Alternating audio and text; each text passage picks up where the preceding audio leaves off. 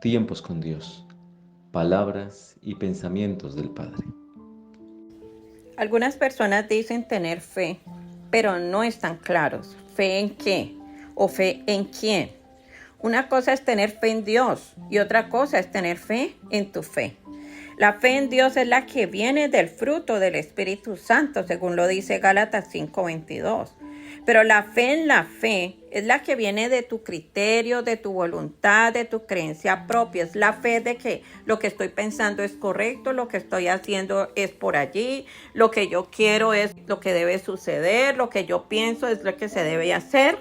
Y esa es una fe puesta en la fe, en tu propia fe, pero no una fe puesta en Dios. Porque ahí está tu voluntad gobernando, pero no está gobernando la voluntad de Dios. Y hay que tener cuidado con esto. Hay personas que ajustan la palabra de Dios a la fe que ellos tienen en su voluntad. Cuando Dios les dice, te bendeciré, creen que esa promesa Él la va a cumplir basada en ese canal que ellos mismos han creado, en su forma de pensar, de acuerdo a cómo ellos creen. Es como si tomaran a Dios y le hicieran la llave, entre comillas, en su brazo y le dijeran, es así como me tienes que bendecir, es como yo diga, cuando yo diga, la manera que te voy a mostrar. Y esto nunca va a suceder porque Dios es Dios siempre.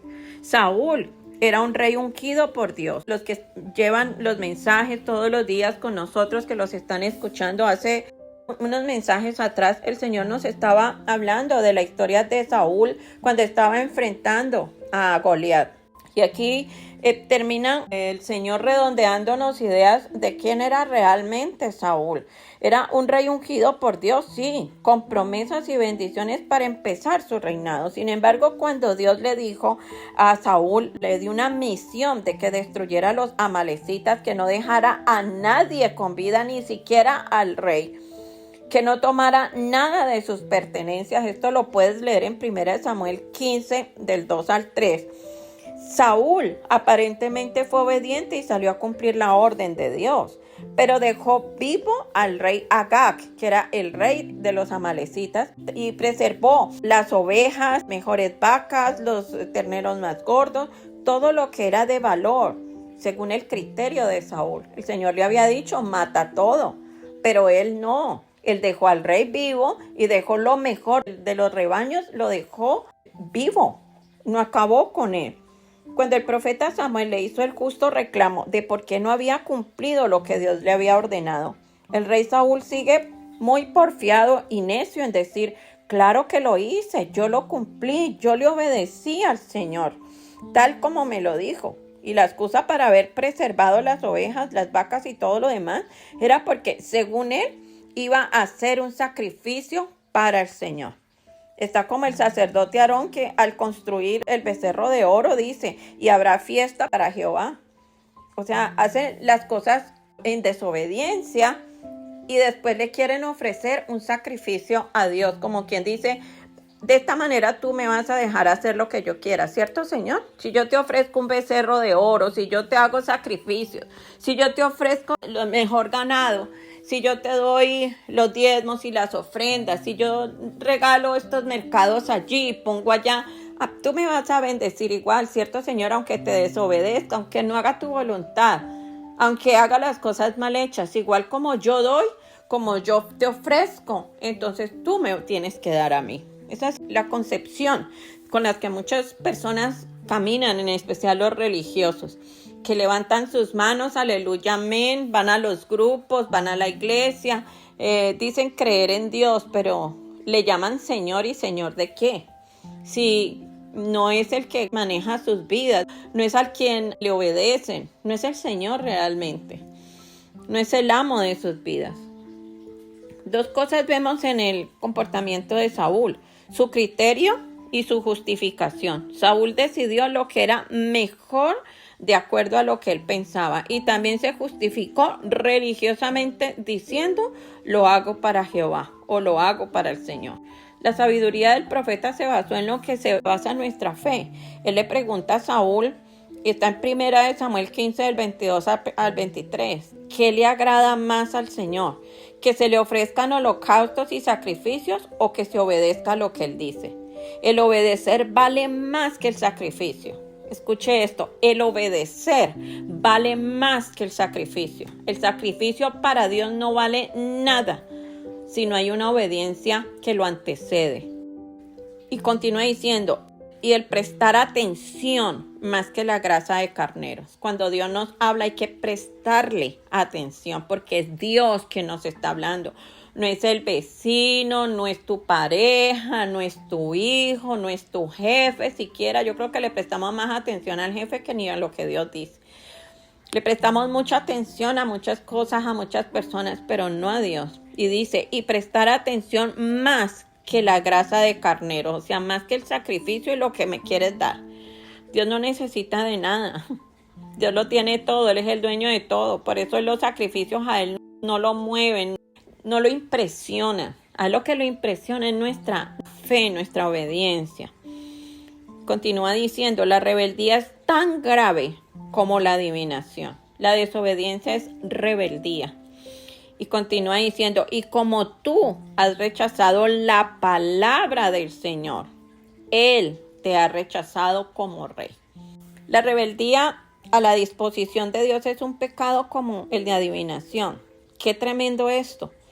Pero esto sucede, hay rebeldía cuando le pongo mi voluntad, como hizo Saúl con David, que le quiso poner su uniforme, el que él usaba. Entonces, hay gente que le quiere poner el uniforme a Dios, el que me queda bien a mí, lo que a mí me gusta, según mis deseos, mis pasiones, lo que quiero hacer, mi pensamiento, mi alma no redimida. Eso es lo que yo le quiero poner a los propósitos de Dios.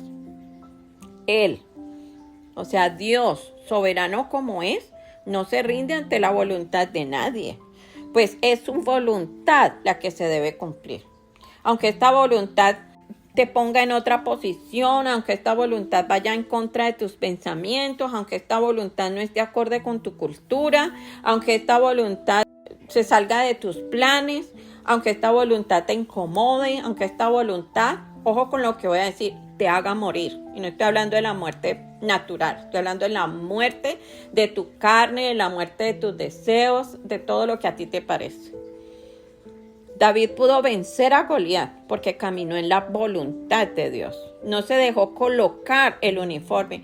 ¿Tú sabes por qué Saúl se intimidó y pagaba escondederos a peso cuando vio a Goliat durante 40 días, a pesar de que era el rey, a pesar de que era el jefe del ejército de Israel, de que era entrenado en guerra? Pero él estaba en intimidación, él le temía a Goliat. ¿Cuál es la diferencia? Porque David, siendo más pequeño, no era rey, no tenía entrenamiento en guerra. Y como Saúl sí le tuvo miedo y se intimidó ante Goliat. ¿Por qué? Porque Saúl cargaba con el pecado. Saúl, llegó un momento, esto donde sucede de Goliat es mucho después de lo que pasó con los amalecitas. ¿Por qué Saúl sentía temor? ¿Por qué sentía angustia? Porque él desobedeció a Dios con los amalecitas y Dios lo rechazó. Cuando nosotros tenemos el Espíritu de Dios, no importa qué gigante se nos pare al frente, no importa lo que pase, no importa lo que suceda. Sí, nos podemos preocupar por un momento, nos podemos afanar, pero siempre en el interior de nosotros hay esa luz, esa paz que sobrepasa todo entendimiento, que nos dice todo va a estar bien, porque el Espíritu está allí apoyándonos. Entonces, por eso David pudo vencer a Goliat, porque caminó en la voluntad de Dios. Él no se dejó colocar el uniforme de Saúl y se apoyó en lo que Dios le había enseñado, en sus momentos de prueba, en el Espíritu, en lo que el Espíritu le había enseñado y cómo lo había entrenado. Dios le encomendó esa labor a David, a pesar de que no estaba preparado según los hombres, pero estaba más preparado que un yogur, como dicen por ahí, porque llevaba el Espíritu.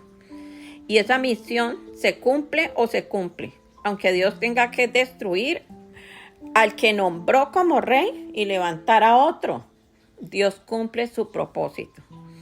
Este día tienes que decidir si eres un David para vencer tus gigantes, los cuales se levantan por tus criterios mal fundamentados, o sigues siendo un Saúl que crees que ofreciendo holocaustos, oración, proclamación de la palabra, compartir la palabra, ayudar a los demás, pagar aquí, pagar allá, pero tu corazón está muy lejos de Dios, ni siquiera lo escuchas, ni siquiera lo buscas, ni siquiera le preguntas qué es lo correcto de hacer. Ahí vas a torcer el propósito de Dios.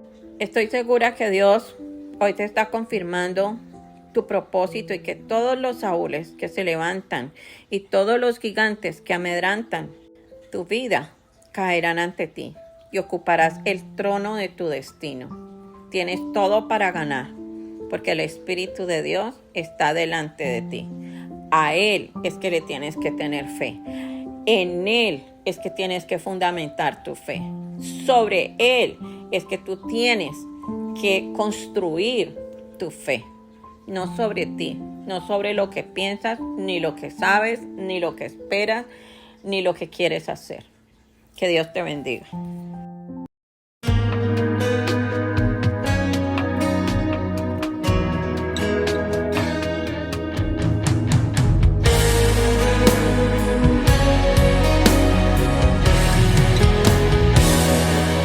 Aférrate a la fe que mueve las montañas, la fe que se abre paso en la multitud y toca el manto de Jesús. Aférrate a la fe que hace el mar abrirse, la fe que no ve lo imposible y se decide a conquistar. Dios está esperando que puedas creer, que si crees que Él es capaz de obrar en tu dificultad, Dios hoy va a hacer un milagro en ti. Prepárate a recibirlo, que el cielo se tendrá que abrir, porque ha dicho Dios que te va a bendecir. Dios hoy va a hacer un milagro en ti. No dudes, mantente creyendo, que para aquel que cree posible todo es. Y hoy un milagro en ti Dios va a hacer.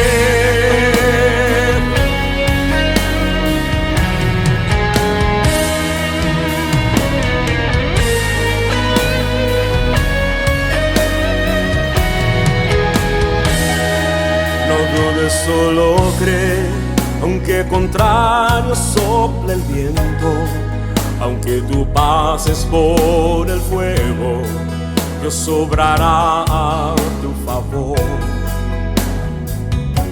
Aférrate a la fe, remonta el vuelo como águila, y aunque cansada estén tus alas, fuerzas del cielo tú recibirás. Dios está esperando que puedas creer, que si crees que Él es capaz de obrar en tu dificultad, Dios hoy va a hacer un milagro en ti. Prepárate a recibirlo, que el cielo se tendrá que abrir, porque ha dicho Dios que te va a bendecir. Dios hoy va a hacer un milagro en ti. No dudes, mantente creyendo, que para aquel que cree posible todo es. Y hoy un milagro en ti Dios va a hacer.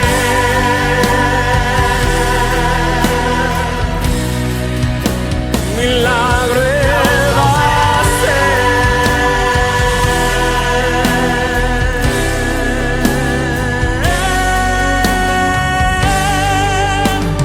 Dios hoy va a hacer un milagro en ti. Prepárate a recibir.